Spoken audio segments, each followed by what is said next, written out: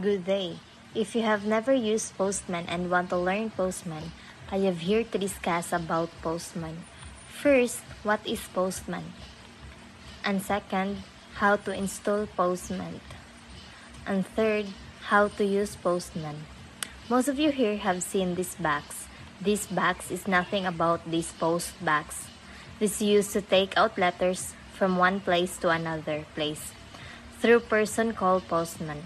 So this postman tool is similar to person sending letters. It sends requests from the client to a server via network. That is tool called Postman. According to them, Postman is a tool that can use test API that can simplify letter which can use to send a request from client server. There are two ways to install Postman. First one, to download Postman from this site. If you inside this, you can download in based on your requirements. But for people who want to use temporary purpose, I would suggest other way. You can search Postman. Use Chrome extension. Should click in this link. It would be take you about extension. You see, her already added Postman. If you note that she didn't use Chrome browser, you use this option for installing. Otherwise, you can use other one. So this is already installed, this Chrome extension. I launch a Postman, so this Postman tool you can now install and sign up. So after logging into Postman, you're likely in the page that looks like something like this. From here, you want to click on this workspace.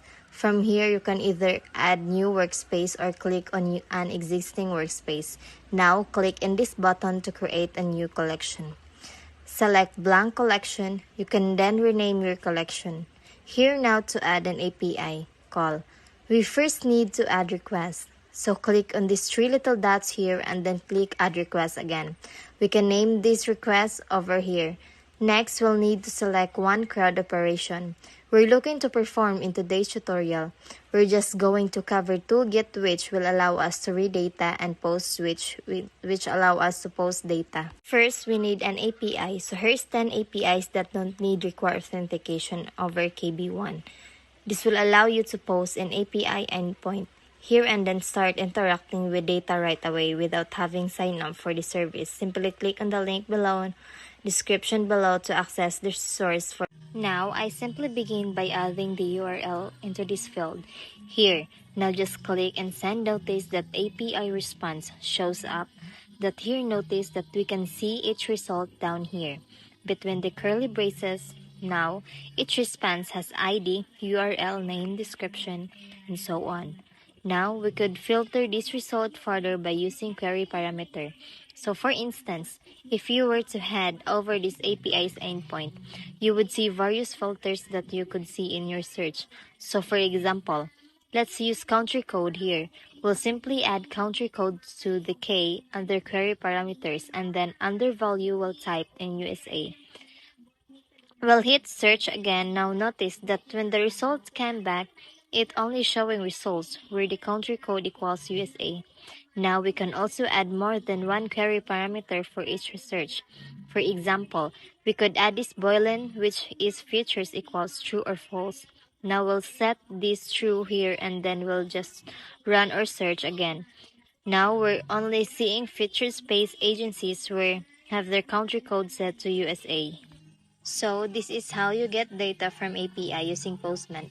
But on how do you post data using API within Postman? I've added two fields name, age.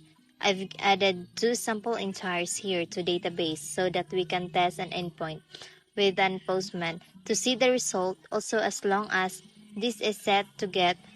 And then I post my URL here and then click on the send. So here, notice that I have the result for a 20-year-old Jack and 30-year-old Jill.